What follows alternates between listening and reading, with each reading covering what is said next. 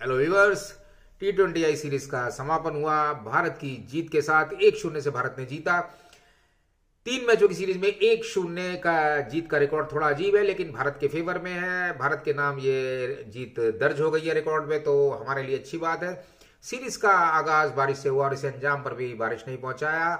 जब 3 विकेट भारतीय टीम के बहुत जल्दी गिर गए चेस करते टाइम, और सूर्य कुमार यादव भी जब चौथे विकेट के रूप में आउट हुए, तो अंतिम समय पर हार्दिक पांड्या का बल्ला चल गया और मैच टाई हो गया। जब डकवर्थ लुईस में हमने देखा, हालांकि एक समय ये लग रहा था कि शायद बारिश हुई थी, भारत कहीं हार ना जाए, लेकिन अंत में जब रिजल्ट को चेक किया गया तो ये एक टाई था, सरप्राइजिंग टाई था, लेकिन भारत के फेवर में था। एक जीत की तरह का टाई था और 1-0 से भारत ने इस जीत को दर्ज कर लिया। 1-1 से सीरीज बराबर होती तो कहीं भी अच्छी बात नहीं थी। कई लोग कह रहे हैं कि हार्दिक पांड्या की वजह से थोड़ा सा एक आध रन अगर इधर उधर होता भारत जीत सकता था, लेकिन मैं इसे बिल्कुल नहीं मानूंगा। उन्होंने एक बहुत कंफर्म हार को टाई में कन्वर्ट किया। बहुत अच्छी बैटिंग की उन्होंने जितनी भी देर की।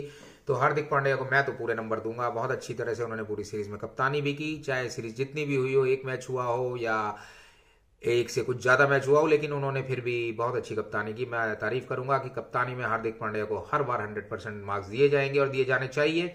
बात कर ले अगर शिखर धवन की अब ओडीआई सीरीज की, तो शिखर धवन को भी बैटिंग में चलना पड़ेगा और अच्छी तरह से उनको हार्दिक पांड्या से थोड़ी सी प्रेरणा लेनी पड़ेगी। प्रेरणा अगर आप अपने जूनियर प्लेयर से भी लेते हैं तो अच्छी बात है, अगर लेते हैं तो वो आपको जरूर लेनी चाहिए। उनको भी थोड़ा सा मेहनत करने की जरूरत है, क्योंकि पिछली 1 या 2 सीरीज से बिल्कुल नहीं चल पाए। जिम्बाब्वे में भी बहुत ज्यादा अच्छा खासा नहीं कर पाए।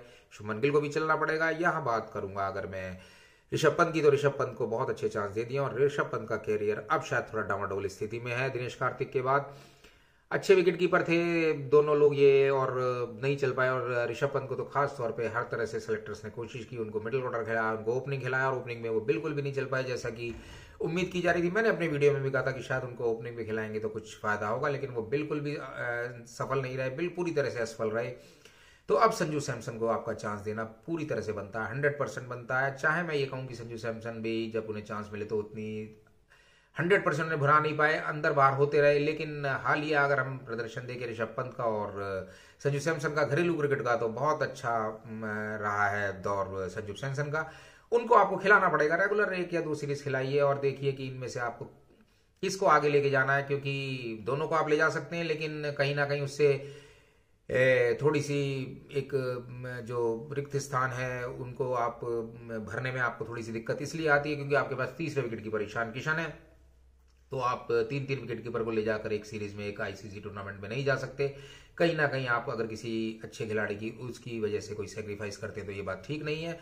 ओडीआई सीरीज में आपको दीपक चहर को खिलाना पड़ेगा अगर वो चोटिल नहीं है और पूरी तरह से फिट है, क्योंकि बहुत जुझारू प्लेयर है बैटिंग में, बॉलिंग में, और अच्छे ऑलराउंडर है। और सबसे बड़ी बात, अगर एमएस धोनी ने किसी खिलाड़ी पर दांव लगाया, किसी खिलाड़ी पर विश्वास जताया, तो वो खिलाड़ी जरूर सेलेक्टर्स के लिए गौर करने की बात है। और मेरा मानना है कि अगर जुझारू और एक कर्मठ और एक मजबूत अगर हम ऑलराउंडर देखते हैं रविंद्र जडेजा के बाद, तो मेरा मानना है कि वो जरूर दीपक चहर हैं। आप मोहम्मद सिराज को खिला सकते थे, क्योंकि मोहम्मद सिराज ने T20 में थर्ड में जितनी अच्छी तरह से बॉलिंग की, उन्होंने अपने आप की वापसी की साबित करके दिखाया। न्यूजीलैंड पर दबाव बनाया, जब न्यूजीलैंड में क्लेन फिलिप्स और डेवन कॉनवे दबाव बना रहे थे भारतीय टीम पर, अच्छा खासा दबाव बना चुके थे, तब आकर वापसी की मोहम्मद सिराज ने और न्यूजीलैंड के केले को भेद के दिखाया और 4 विकेट लिए, 17 रन देके। तो उन्होंने अपने आप को भारतीय पिचों के अलावा विदेशी सरजमी पे, चाहे ऑस्ट्रेलिया, इंग्लैंड और अब न्यूजीलैंड में भी साबित किया। तो मेरा मानना था कि वो ओडीआई टीम का भी हिस्सा होना चाहिए, क्योंकि अब आपको रेगुलर कुछ ना कुछ प्लेयर्स को खिलाना पड़ेगा। कुछ प्लेयर्स को आपके ऊपर आपको विश्वास करना पड़ेगा कि 2 सीरीज में नहीं चलेंगे अगर आपको बड़े बड़े आईसीसी इवेंट जीतने हैं। अगर आप बार बार इतना फ्रीक्वेंट चेंज करेंगे, एक मैच 2 मैच की परफॉर्मेंस पे करेंगे, तो इसका कोई हल नहीं निकलने वाला। और अल्टीमेटली आप जब फाइनल में कोई भी टीम लेकर जाएंगे किसी बड़े टूर्नामेंट में, तो आपको यही लगेगा कि हमारे पास कमी है, हमारे पास बॉलर की कमी है। और आपको खुद पता चल गया कि एक बुमराह के ना होने से आपका बॉलिंग अटैक बिल्कुल खत्म हो गया, और अटैक ऐसा खत्म हुआ कि आपने सेमीफाइनल में, हमें पता है कि आप 1 विकेट भी इंग्लैंड की टीम का नहीं ले पाए, उसी इंग्लैंड टीम का जिसे आपने उतने ही स्कोर पर, 170 के स्कोर पर 80 रन पर उसके अगेंस्ट में आउट कर दिया था बायलैटरल सीरीज में भारत में, और 90 रन से आपने शिकस्त उनको दी थी। और उसी 169 को आप अपने सेमीफाइनल में वर्ल्ड कप के बिल्कुल भी बचा नहीं पाए, 1 विकेट भी नहीं ले पाए। तो केवल एक बॉलर पर अगर आप बेस होकर चलेंगे तो कहीं भी ये सही नहीं होगा। बुमराह को भी शुरू में चांस दिए गए, आईपीएल में चांस दिया गया। बुमराह भी एक मैच का प्लेयर नहीं है, बहुत मेहनत करके आया है। तो आपको ये सब इन प्लेयर्स के ऊपर भी अब चांस देना पड़ेगा। दीपक चहर का थोड़ा सा चोटिल होना अनफॉर्चुनेट रहा, खिलाड़ी के लिए होता है।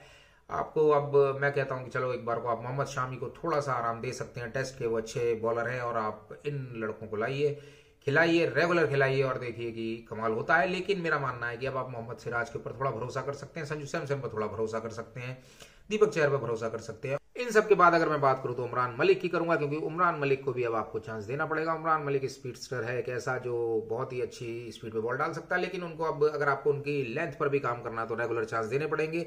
इस सीरीज में 3 मैच होगी, में मुझे लगता है एक मैच आपको उनको जरूर खिलाना चाहिए, और शायद खिलाया भी जाएगा, देखा जाएगा।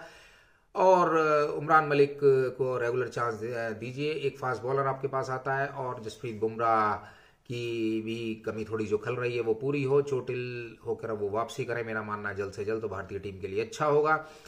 तो दोस्तों अब यही लगता है कि हार्दिक पांड्या की तरह अगर शिखर धवन भी अच्छी कप्तानी करते हैं तो भारत न्यूजीलैंड में ये सीरीज भी जीत सकता है, क्योंकि न्यूजीलैंड की टीम उतने दमखम से नहीं खेल पा रही है जितने दमखम से वो वर्ल्ड कप में खेली थी। उनके कंधे झुके नजर आ रहे हैं, वो पूरी टीम के साथ खेल रहे हैं, फिर भी उतना अच्छा प्रदर्शन T20 में नहीं कर पाए जितना भारतीय यंग ब्रिगेड ने किया।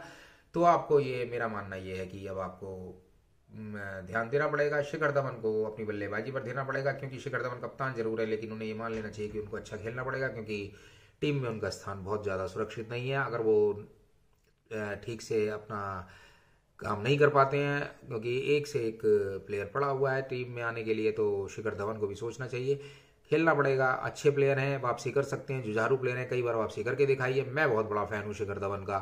तो इन सब बातों के साथ दोस्तों अब मैं यही कहूँगा कि अब हम जुड़ेंगे ऑकलैंड में आपसे 6:30 बजे भारतीय समय अनुसार। ये मैच खेला जाएगा। 25 तारीख से ये सीरीज शुरू हो रही है, 3 मैचों की सीरीज है। देखते हैं कि क्या इसमें भी भारत जीत पाता है, या बारिश फिर व्यवधान डालेगी, या न्यूजीलैंड इसमें वापसी कर पाता है। इन सब बातों के साथ दोस्तों आज के वीडियो में इतना ही। जुड़ेंगे आपसे पहले मैच के बाद, पहले ओडीआई के बाद। तब तक के लिए मुझे इजाजत। आप लाइक करें, कमेंट करें और शेयर करें, और सब्सक्राइब जरूर करते रहें मेरे चैनल को। आप सबकी रात्रि शुभ हो, आपका दिन शुभ हो। बहुत बहुत नमस्कार।